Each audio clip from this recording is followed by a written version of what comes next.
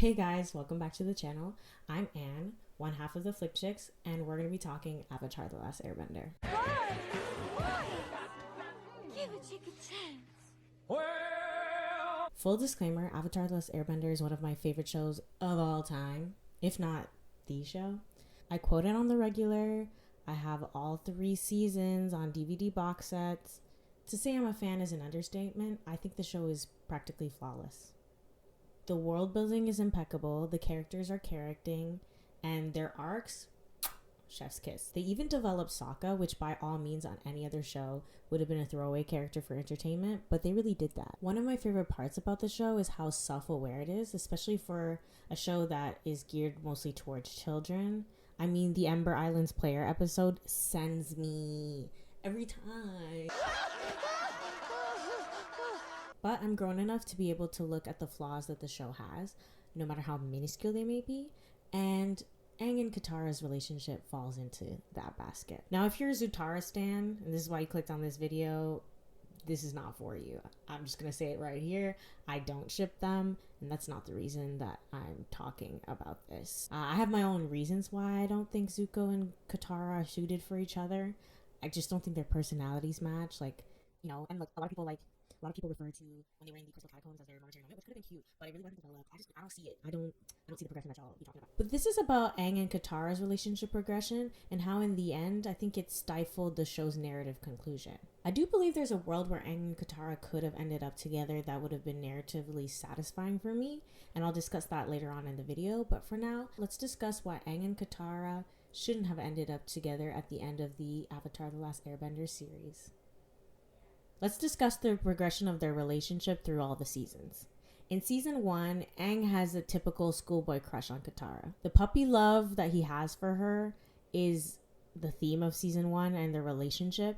And from Katara's side, we're only shown hints that it's unrequited feelings because she doesn't regard Aang in any romantic sense and mostly treats him like a little brother. Now, in season 2, my favorite season, that's where stuff really gets interesting. That's where the show's self-awareness be hitting.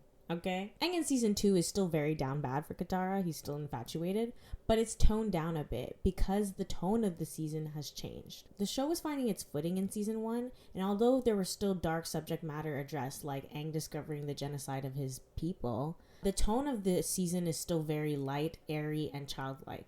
But I think after the battle at the Northern Water Tribe, where the moon spirit is almost extincted by the Fire Nation army, Aang finally sees with his own eyes how far the Fire Nation is willing to go to win the war and just how much everything is at stake. So coming into season 2, Aang has a lot more pressure riding on his shoulders. He's booked and busy trying to master the Avatar state, learn how to earthbend, which is the opposite of his native bending powers, all while he's receiving mixed Yelp reviews about his contribution to ending the war.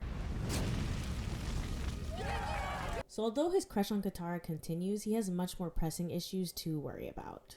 But in season 2, episode 19, titled The Guru, Aang is tested on what it means to be a hero, and his infatuation for Katara is called into question. Well, everybody's tested in episode 19 and episode 20, which like literally foaming at the mouth. Great episode. Zuko is tested on picking, found family versus his immediate blood related family. And Katara is tested on forgiveness and understanding. But Aang's test is probably the most common one that a hero will face. Aang's last chakra is a metaphor for him finally taking Katara down from the pedestal that he's put her on, which is an unhealthy way of seeing any human being, period. Self-awareness. Like a true hero, Aang has to worry about the greater good, and that means putting his own wants and needs aside. But at the end of episode 19, he refuses to do it, which I don't blame him for. I mean, how many people would readily give up the person that they have affection for? Still, letting go of Katara would have been the healthy thing for not only his psyche, but also for the greater good of Avatar kind. As a hero, Aang can't have Katara as a crutch, distracting him whenever duty calls. But Aang's been known to run away from his problems. Eventually, though, Aang realizes his responsibility and tries to unlock his last chakra, but he gets caught. For being honest, Aang basically died in that scene, but I see it symbolically as the death of his infatuation for Katara. Finally, we get season 3, my other favorite season, Aang is dealing with a lot, especially the guilt of his failures in bossing Say. So his crush on Katara takes a backseat, and he assumes a more neutral state with his affections towards her, and his crush doesn't inform his interactions with her as much. I'm perhaps of the unpopular opinion that being friends with someone and also having romantic feelings for them doesn't automatically mean that the entire relationship is doomed.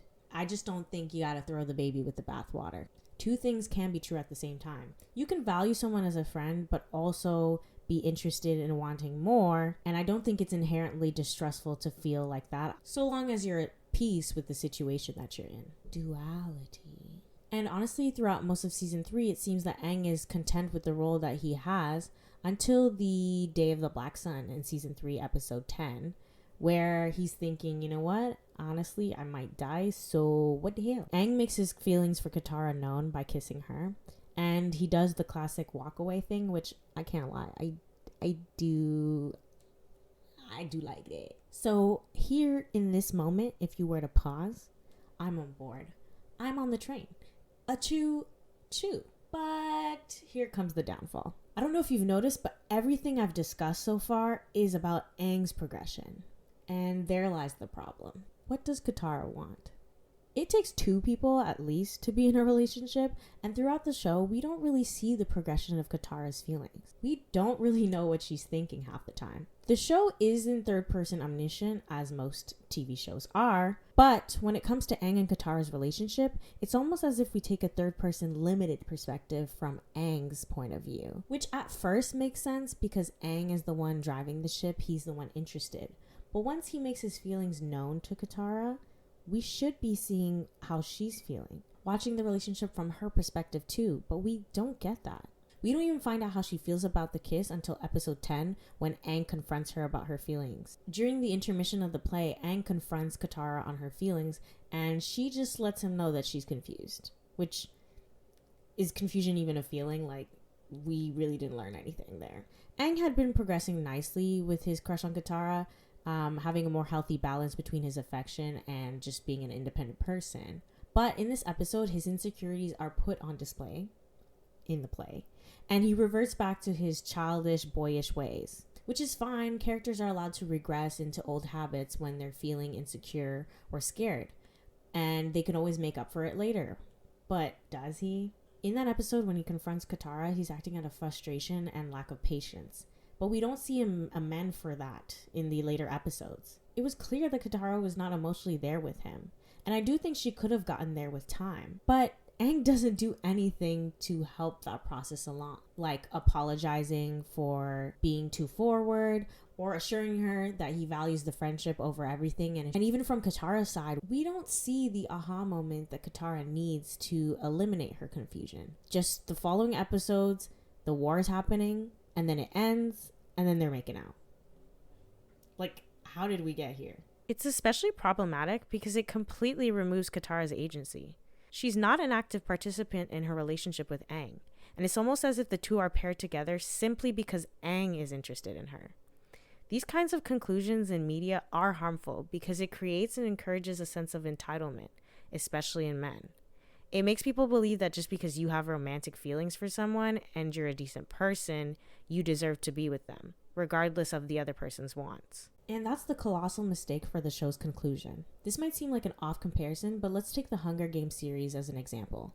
It also deals with teen characters leading a war, and when you look at Katniss and Peeta's relationship, you can draw a lot of parallels, but I believe their relationship has a better and more realistic progression. Like Aang, Peeta was more into Katniss than she was into him, and he does accuse her of leading him on, but later he comes back and apologizes for being too sensitive on the subject and not taking into account that Katniss was valuing her own survival at the time, which takes precedence. It's through letting go of his romantic expectations that Katniss and Peeta are able to really develop a good relationship that's based on trust and mutual understanding. And in the end, Katniss and Peeta do get together, but their relationship progression is slow, and it doesn't come to fruition until much later, post-war. Both the characters in Avatar: The Last Airbender and Hunger Games have one big thing in common. These are children forced to fight adult wars, which is the last place that any child should be. I can say candidly that I'm a big romantic and I'm not embarrassed about it. I've made many videos. That being said, Avatar: The Last Airbender is one of the only shows where I didn't really care about the romance because that's not what the show is about. And these little romantic moments of tension between characters is cute, but it's secondary to the amazing plot that is in Avatar. The deep psychology of war, morality, redemption, family, honor, prejudice explored throughout Avatar: The Last Airbender is fascinating, and it didn't need to be undercut by a half-baked romance. What I mean to say is the guy doesn't need to get the girl for it to be a happy ending. The fact that they are able to live real lives for once, as kids free of war, is the happiest of endings. I think it would have been much more rewarding and narratively sound to leave Aang and Katara's relationship in an ambiguous spot, waiting on the possibility that life has to offer them now. Us as viewers didn't need to know that Aang and Katara ended up together. We just needed to know that they could, because there was finally peace in the land. Hey guys! Thanks for watching this video. If you made it to the end, oh my gosh, I love you. This was a more casual opinion piece. It's just my opinion, not a lot of research backing it up. So I hope you enjoyed the video.